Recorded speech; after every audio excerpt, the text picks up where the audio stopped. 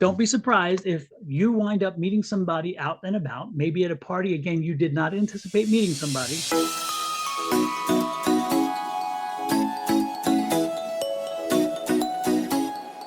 Good morning, Aries. This is Bonnie Morris, and that's Dawn Rumor Rivera for cards and constellations for the week of June 9th through the 15th.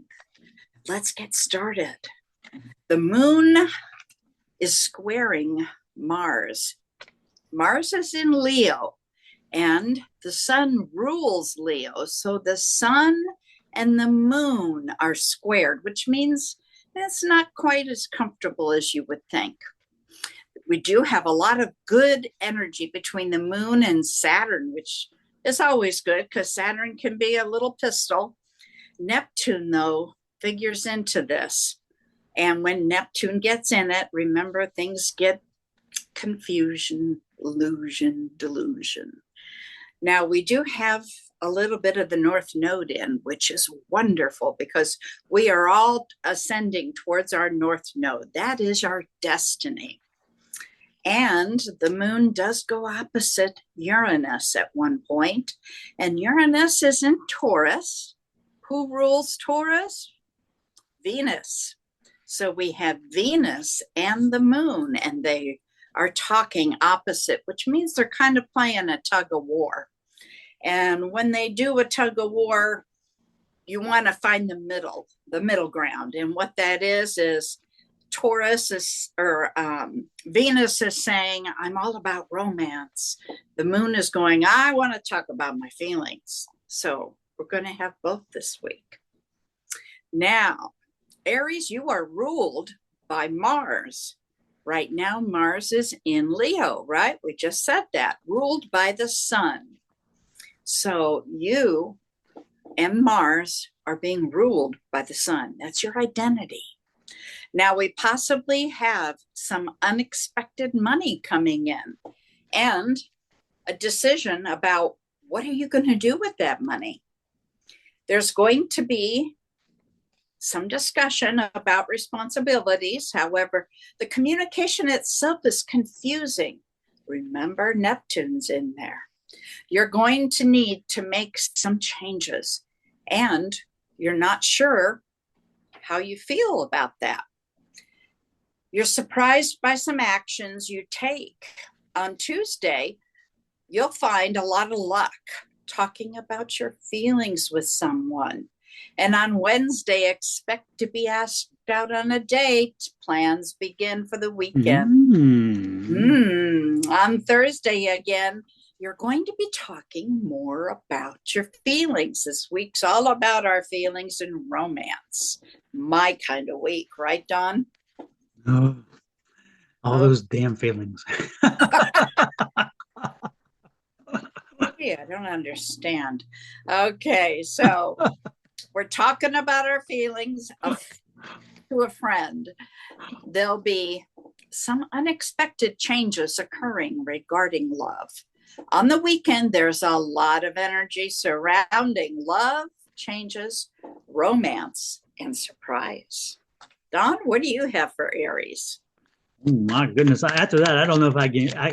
If I don't know, I don't even know if I'll come close. We'll have to see. Lord have mercy. Spirit's like, I'm going to overdose on all this emotions. Lord have mercy. Let's see what we got going on here. And I'm not using the contrarian deck, by the way. I'm using the good deck. I've one deck. It's yeah. This is the good deck. It's the gilded deck, which is my positive deck. Exactly. And then I have my contrarian deck. It's also by the same creator, but it is my contrarian deck. Yeah. Yeah. And so I use that one sometimes when I need to get a reality check. So anyway, here we go. Here we go. Oh, yes. Yes. And it is not quite as nice. It is not a friendly deck for me. And it's friendly to use, but not friendly in its messages usually. Ooh. So let's go with the good deck. Here we go. First and foremost, oh my goodness, change. Change is coming. And this is change you did not create. So this could be a good change, especially if you're talking about love and emotions, because the love and emotions may be somebody coming into your life and you're meeting them for the first time and you did not plan on it. You did not expect it to happen, and yet it did.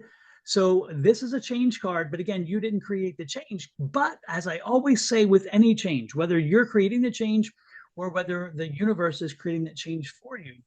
It's not change, it's how you use it. So make sure that you identify that the change is there. Make sure you know that change is happening, and then figure out, how can I best utilize this change to work in my advantage?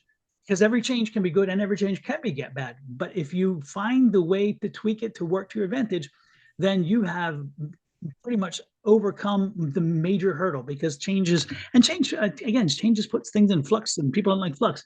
Look at this Wheel of Fortune, spin that wheel. So it's fascinating, because again, as the change comes, it's telling you, are you going to jump on board and work with the change, or are you going to fight and then maybe fight against the change? If this is in reference to feelings and emotions and relationships, are you going to be open up and ready ready to receive, or are you going to stay in your house under a blanket with your pulled over your head, and you're not out and about? If you're out and about, then you may meet that person. But if you're not, and you don't spin that wheel, then you stay at home. Guess what? Nothing's going to happen. And you only have yourself to blame. Look at this. Happy home, happy life. So yes, indeed, if you're talking about emotions and change, as we are, don't be surprised if you wind up meeting somebody out and about, maybe at a party. Again, you did not anticipate meeting somebody. You walked up to them, or they walked up to you, and you connected and made that communication happen. Maybe even said, hey, let's take this a little step further, and maybe make a date for the weekend or something like that. And it's going to lead to happiness. Happy. So I don't do love readings, but Lord have mercy, this one seems to be the case.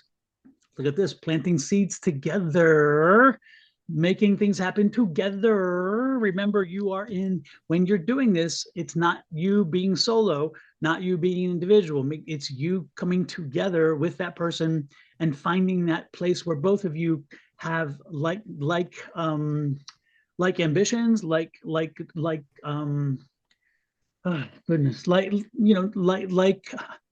interests. Again, the things that are together, the things that you have in common, can be far more than if you get tied off onto one little small thing. Oh, I don't like that. But that one little thing could be small in comparison to so many things. So find the likes, and kind of pay less attention to your dislikes while you're moving through the process. Okay, look at this. I love this too. This is the King of Pentacles. King of Pentacles is that happy abundance dude. So again, if you put these together, change is coming. So again, be prepared, because change is coming that you do not initiate. Again, say maybe you're out and about and you meet somebody, then you either go up to them, or you respond well to them when they come up to you.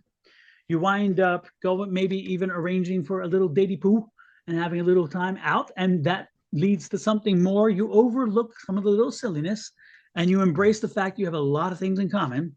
And as you do, you find that, oh, we can do some things together. And then you start dating and get to know each other very well.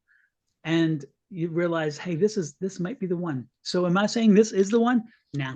But what I'm saying is it could be the one. That's the venture and the excitement about the whole process. So go out there and make it happen. Make the magic happen this week. And I just gave a love reading. Can't believe it. Can't believe You're it. Lord have mercy. Do a lot of those today. I'm telling you, Lord have mercy.